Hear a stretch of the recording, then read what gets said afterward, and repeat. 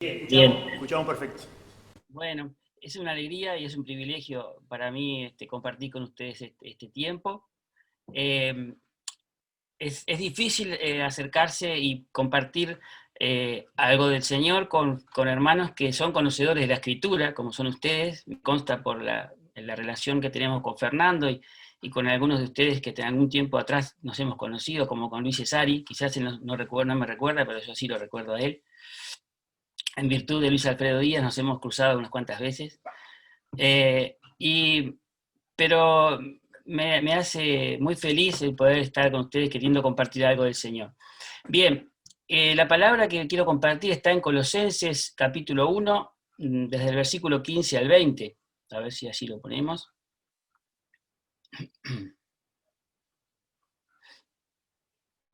Ahí está. Dice así: Él es la imagen del Dios invisible, el primogénito de toda creación, porque en Él fueron creadas todas las cosas, las que hay en los cielos y las que hay en la tierra, visibles e invisibles, sean tronos, sean dominios, sean principados, sean potestades, todo fue creado por medio de Él y para Él. Y Él es antes de todas las cosas, y todas las cosas en Él subsisten. Y Él es la cabeza del cuerpo, que es la iglesia. Él, que es el principio, el primogénito de entre los muertos, para que en todo tenga la preeminencia, por cuanto agradó al Padre que en Él habitase toda la plenitud, y por medio de Él reconciliar consigo todas las cosas, así las que están en la tierra como las que están en los cielos, haciendo la paz mediante la sangre de su cruz. Señor, que esta mañana, continuando con todo esto que tú has hecho en medio nuestro, hoy nos reveles un poco más de tu persona. Señor, abre los ojos de nuestro entendimiento para que te podamos ver. En principio quiero decirles que no es mi deseo transmitir datos o meramente transmitir información, aunque en el tiempo tan acotado que tenemos es muy difícil a veces profundizar en lo que queremos compartir. Espero que el Señor, a pesar de mí, a pesar de mi pobreza, pueda transmitir aquello que Él quiere comunicarnos y que el día de hoy nos cautive su presencia y podamos entender el valor del tesoro. Que podamos llegar a la Escritura sin los prejuicios de lo aprendido y poder descubrir al Señor. Bien, yo no soy un predicador, no me considero así, soy más bien un hombre lleno de preguntas, y una de las cosas que he descubierto en este tiempo de la búsqueda de respuestas es que siempre la respuesta a todas mis preguntas ha sido la misma, ha sido Jesús. No es que las respuestas están en Jesús, sino que Él es la respuesta a todas nuestras preguntas.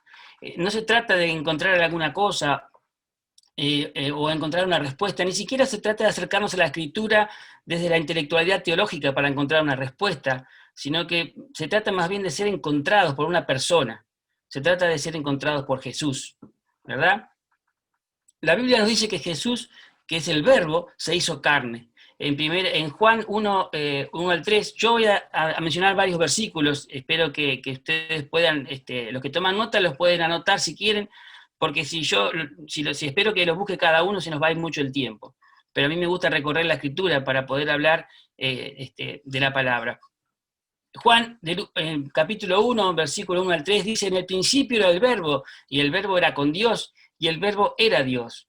Este era en el principio con Dios. Todas las cosas por Él fueron hechas, y sin Él nada de lo que ha sido hecho fue hecho. Un poquito más adelante, en el verso 14, dice: y aquel Verbo fue hecho carne, y habitó entre nosotros, y vimos su gloria. Gloria como la del unigénito del Padre, lleno de gracia y de verdad.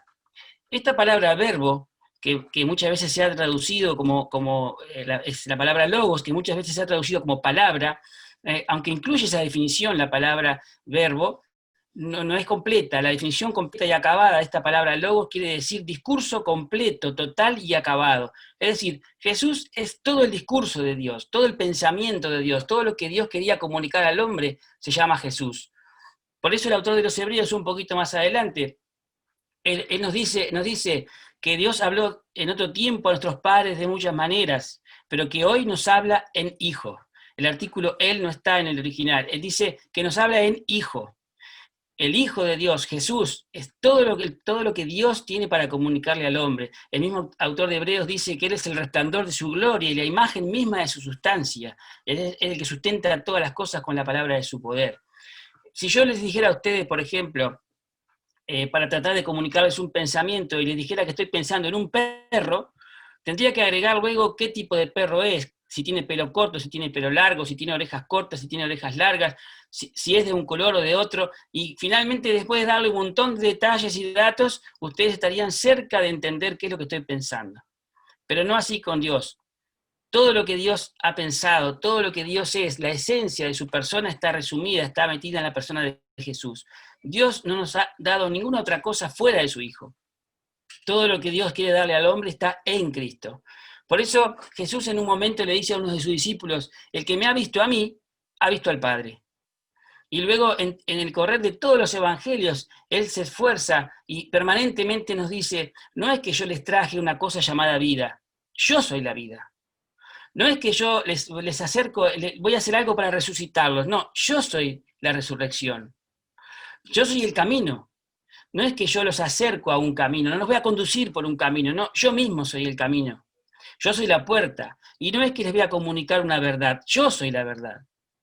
Pablo, que entendió esto, en 1 Corintios 1:30 nos dice, mas por él estáis vosotros en Cristo Jesús, el cual nos ha sido hecho por Dios sabiduría, justificación, santificación y redención. Es decir, que Jesús es el que nos justifica, pero Él mismo es nuestra justificación.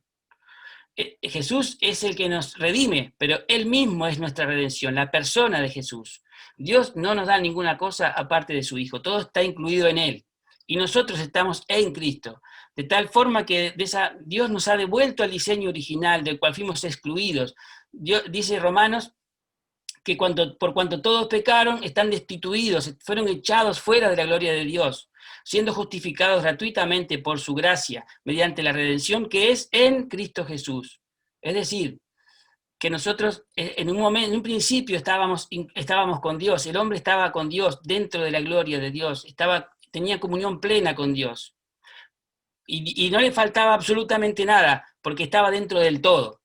Cuando el pecado, el hombre peca, es excluido, es echado fuera de la gloria de Dios. Y a partir de ese momento, al hombre le faltó todo. Y el vínculo de Dios con el hombre a partir de ahí fue en función de su propia necesidad, porque no tenía nada, porque todo lo que él tenía estaba en Dios, pero cuando fue echado fuera, quedó sin nada. Luego Dios en Cristo, en este plan maravilloso de redención que fue creado por Él antes de la fundación del mundo, como nos dice Pedro y Pablo también, nos devuelve al diseño original, poniéndonos en Cristo y volviéndonos a incluir en su gloria. A partir de allí no nos hace falta nada. Pablo dice, vosotros estáis completos en Él, que es la cabeza de todo principado. Bien, por eso Jesús mismo le dice también a unos personajes muy parecidos a nosotros, que conocían la Escritura y que querían encontrar respuestas en la Escritura acerca de la vida eterna. Le dice, ustedes buscan en la Escritura la respuesta que están necesitando acerca de la vida eterna, pero lo único que van a encontrar en la Escritura es a mí, porque las Escrituras hablan de mí. Yo soy la vida eterna y tienen que venir a mí para tener vida. Juan nos dice en su primera carta, este es el testimonio que Dios nos ha dado, que Dios nos ha dado vida eterna y esta vida está en su Hijo. El que tiene al Hijo tiene la vida y el que no tiene al Hijo no tiene la vida. Cuando habla acá en Juan de tener al Hijo, no se refiere a que nosotros nos poseamos, nos apropiemos del Hijo, sino que se trata de pertenecer a Él. Es decir, es como un balde que está metido dentro del océano. Entonces uno puede decir que dentro de ese balde, el balde está lleno del agua del océano, está repleto del agua del océano, pero Él mismo está sumergido en ese océano. Así es nuestra vida, nosotros estamos en Cristo. Pablo dice que todos aquellos que fueron bautizados en Cristo, es decir, que fueron sumergidos en Cristo, de Cristo están revestidos. ¿Se entiende lo que voy diciendo? ¿Está bien? ¿Se escucha bien? Gracias. Bueno, Jesús en un determinado momento contó una parábola en Mateo 22, y él cuenta una parábola de que había sido un rey, había invitado a muchos a la fiesta de la boda de su hijo. Pero después, cuando llegó el momento de la boda, cada uno de ellos se fue excusando por diferentes razones y ninguno de ellos asistió. Entonces este rey mandó a sus súbditos y les dijo, bueno, llenen mi casa para la fiesta. Vayan a las plazas, vayan a las calles, vayan a los caminos y traigan a todos, háganos entrar. En determinado momento, el rey recorre la boda y encuentra a uno que no estaba vestido para bodas. Y la verdad, yo siempre me pregunté por qué el rey le recriminó a este que no estaba vestido para la boda, siendo que había sido traído del camino y casi obligado a entrar a la boda. Digo, nunca había entendido por qué razón este rey le recriminaba a esta persona el hecho de no estar vestido adecuadamente para la boda. Hasta que, indagando en los contextos y profundizando un poco en el estudio de la escritura, pude entender que la costumbre del tiempo era que el rey, el padre del novio, era el que proveía el vestido para todos aquellos que iban a la boda. Esto es muy significativo porque Jesús está diciendo que no hay ninguno de nosotros que pueda venir vestido con su propia justicia y entrar en la casa del Señor. Es lo mismo que estábamos diciendo recién. Todos aquellos que fuimos sumergidos en Cristo, de Cristo estamos revestidos. Este había rehusado vestirse de Cristo, había rehusado vestirse de la ropa que el rey le había provisto, y por esa razón el rey le recrimina y termina diciéndole, mira, sáquenlo para afuera, porque él no quiere estar vestido de la justicia que es en Cristo Jesús. Nosotros no podemos presentarnos delante de Dios con nuestra propia justicia. Tenemos que ser revestidos de la gracia y de la justicia de Dios. Hay una cosa que a mí me preocupa, y es tratar de ser lo más exacto posible al transmitir la palabra. Uno de los problemas que hoy día tenemos es somos bastante inexactos a veces al transmitir la palabra, y eso genera a veces confusión. ¿Se acuerdan de Apolos? Apolos dice la escritura que era un varón elocuente en la escritura, que conocía la escritura, pero Dios envió a Priscila y Aquila para decirle, ajustar un poco lo que él hablaba, para explicarle más exactamente el camino. Entonces, nosotros necesitamos ser exactos. Eso hace que nosotros usemos más tiempo del que debiéramos a veces para querer comunicar algo, pero es necesario. Pablo dice que las cosas inanimadas producen sonidos, y que la trompeta, si no da un sonido cierto, ¿quién se va a preparar para la batalla? Y que hay muchos idiomas en el mundo, pero si yo hablo y el otro no me entiende, voy a ser como un extranjero para él. Entonces, a pesar de que el tiempo es corto, quisiera decir que hay una parte de la verdad que predicamos y que está muy bien, pero que tenemos que ajustar. Nosotros muchas veces y por mucho tiempo hemos predicado que Jesús vino y ocupó mi lugar en la cruz, y Él murió por mí, y todo eso es cierto, pero es solamente la mitad de la verdad. La otra mitad de la verdad es que cuando Jesús moría en la cruz, yo mismo moría también.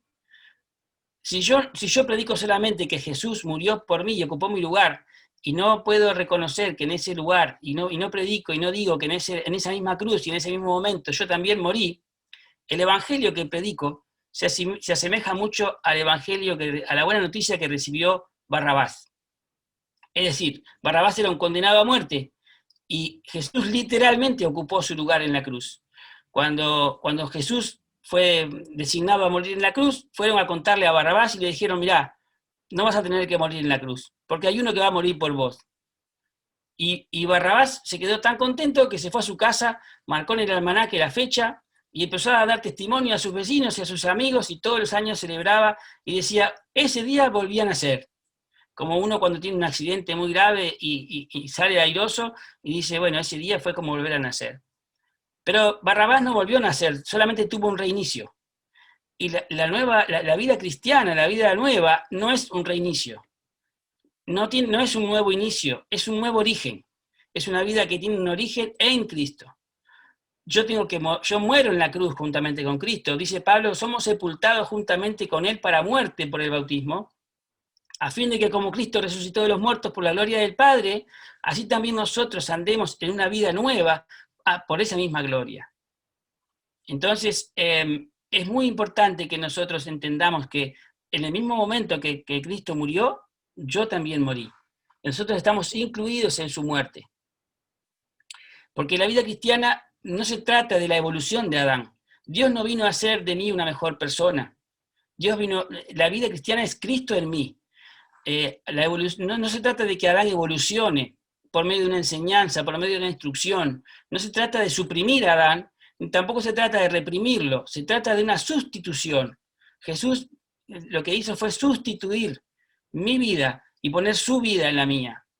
Dice que de tal forma Pablo resume esto de una manera tan magistral que dice: con Cristo estoy juntamente crucificado y ya no vivo más yo, ahora vive Cristo en mí. Y sigue diciendo él: y todo lo que ahora vivo en la carne, es decir, todo lo que vivo diariamente, lo vivo en la fe del Hijo de Dios, el cual me amó y se entregó a sí mismo por mí. Cuando dice Pablo, lo vivo en la fe del Hijo de Dios, él no está diciendo que vivo creyendo en Jesús. Él está diciendo que el mismo motor, que la misma dinámica que movía a Cristo Jesús es la que lo mueve a él ahora. Y la dinámica, el motor que movía a Jesús siempre fue hacer la voluntad del Padre, porque Jesús dijo: yo no hago nada por mi propia cuenta, sino que lo que veo hacer a Él, eso hago. Y lo que oigo hablar a mi Padre, eso hablo. Y Pablo está diciendo: ya no vivo más yo, no más yo, ahora es Cristo en mí. Y todo lo que me toca andar en mi diario andar, lo vivo de esta manera, igual que vivió Jesús, en la dependencia absoluta de Dios. La vida cristiana es no yo, sino Cristo. Es sacar mi yo para que el yo de Dios, que es Jesús, viva en mi vida. Al hacer de nuevo, el Espíritu Santo toma nuestra vida y la sumerge en Cristo, y la sumerge en la persona de Cristo, y Él trabaja siempre para formar en nosotros a Cristo y para que Adán muera. Entonces, todas las circunstancias de nuestro día, si nosotros podemos comprender esto, vamos a poder colaborar y estar con otra actitud hacia el Señor, porque cuando vemos las cosas que nos suceden día a día, vamos a entender que es el Espíritu Santo que de forma amorosa y cuidadosa preparó cada detalle de nuestro día para formar a Cristo en nosotros y para que Adán muera. Entonces vamos a poder vivir de otra manera estas cosas y entender que nuestra vida está plenamente en la mano de Dios. Con toda confianza podemos estar descansando en Él. Dice primera de Pedro al principio que fuimos elegidos según la presencia de Dios Padre en santificación del Espíritu para obedecer y ser rociados con la sangre de Jesucristo. Y esta palabra obedecer en el original, más que un verbo, es un sustantivo. Y ahí diría para obediencia. La palabra obedecer es un verbo, y un verbo denota acciones puntuales, pero un sustantivo denota un estado. Para nosotros era imposible obedecer a Dios. Para Adán es imposible obedecer a Dios, porque el hombre natural no puede entender las cosas de Dios, porque para él son locura, y no las puede comprender. Entonces, nosotros podíamos tener algún acto puntual de obediencia, como vemos hoy, hemos visto en esta pandemia, por ejemplo, muchos actos de nobleza, pero son actos puntuales. El hombre natural no puede obedecer a Dios. Para nosotros era imposible. Pero Dios nos quitó del estado de desobediencia y nos puso en un estado de obediencia, para que nuestra esencia natural sea obedecer a Dios. Es un tema de naturaleza, no es un tema de una enseñanza que uno aprende y aplica, es un tema de una nueva naturaleza que está en nosotros. La vida de Cristo en nosotros ama todo lo que Dios ama y aborrece todo aquello que Dios aborrece. Es el deseo de nuestro corazón y de la esencia de nuestra vida en Cristo, amar y hacer todo lo que Dios desea que hagamos. Entonces, cuando el Espíritu Santo nos toma y nos pone en Cristo, de alguna manera nuestra vida cambia de lugar, de un estado de desobediencia donde nos era imposible obedecer a Dios, a un estado de obediencia donde lo natural para nosotros es amar a Dios. Spurgeon decía que tanto un cerdo como una oveja pueden caerse en el barro, pero que el único que va a estar cómodo en el barro es el chancho. La oveja no está cómoda en el barro, porque es un tema de naturaleza, ¿verdad? En Romanos 8, 28 y 29 dice: sabemos que a los que aman a Dios todas las cosas les ayudan a bien, esto es, a los que conforme a su propósito son llamados, porque a los que antes conoció también los predestinó para que fuesen hechos conforme a la imagen de su Hijo, para que Él sea el primogénito entre muchos hermanos. Bien, nosotros hemos usado muchas veces este pasaje para animarnos y decir, bueno, todas las cosas nos ayudan para bien, y es cierto. ¿Cuál es el bien para el que nos ayudan todas esas cosas? Es este que dice acá. El bien es que nosotros seamos conformados a la imagen de su Hijo. Dios prepara todas las cosas que nos parecen lindas y las que nos parecen malas, las que son amargas y las que son dulces. Esta palabra ayudan acá es la palabra sinergeo, de donde viene nuestra palabra sinergia. Todas las cosas que Dios preparó en nuestro día colaboran entre sí para que sea formado Cristo en nosotros y para que nosotros podamos ir vaciándonos de nosotros mismos, ir muriendo a nosotros mismos. Porque nadie puede hacer esta obra más que Dios. Nosotros colaboramos, nosotros decimos, Señor, hacelo, nosotros nos rendimos. La vida cristiana no se trata de conquistar, se trata de rendirse. No se trata de querer, de luchar para tener más de Dios. Se trata de rendirme para que Dios me tenga más a mí. No, Dios no me ha llamado para hacer cosas para Él, Él quiere hacer cosas conmigo. En la obra cristiana, la vida cristiana y las obras que hace el cristiano las impulsa Dios en el corazón del cristiano. Dios es el que inicia, Dios es el que provoca así el hacer, así el querer como el hacer, por su buena voluntad. Bueno, para nacer de nuevo es necesario morir. No hay resurrección si no hay, ni vida nueva si no hay cruz. Porque la mera instrucción religiosa no anula a Adán, solo lo educa. Solo lo educa. No está mal la instrucción religiosa, yo no estoy diciendo esto, entiéndanme bien. Estoy diciendo que nosotros tenemos que ir a la Escritura más allá de la mera intelectualidad, a buscar en el Señor la revelación de su palabra por su Espíritu para entender y que esta palabra se haga vida en nosotros y nos transforme. Bien, voy terminando. Perdonen si fui muy rápido, traté de correr por encima de todo porque el tiempo es cortito. Dijimos que vivimos un tiempo muy difícil. Quisiera decirles que en este tiempo que estamos viviendo de pandemia, ya largo, se viene un tiempo donde la economía también va a sufrir un gran golpe, porque todo esto ha causado mucha conmoción. Hay mucha necesidad en nuestro entorno y muchos de nosotros también estamos pasando por situaciones difíciles. Bueno, yo quiero animarles para que busquemos todas las respuestas a nuestra necesidad en Jesús. Que no la busquemos en otras cosas fuera del Señor, no la busquemos en nuestro entorno, las respuestas están en Él es nuestra respuesta a todas nuestras preguntas. Vayamos al Señor, vayamos al Señor. Jesús es ese alguien donde están incluidos todos los algos que pudiéramos necesitar. Vayamos al Señor, busquemos en Él la respuesta, busquemos en Él la salida, busquemos en Él el consuelo, busquemos en Él el abrazo, el beso, porque Él está ahí dentro de nosotros. Jesús no está solamente acompañándonos al lado, Jesús está en cada uno de nosotros y nosotros estamos en Él. Entonces de esta manera podemos saber que estamos completos en Él, completos en Cristo. Estando en Él no nos falta absolutamente nada, tenemos todas las cosas. Así que este era lo que quería compartir. Les agradezco mucho el tiempo y espero que la gracia de Dios siga abriendo nuestros ojos para verle.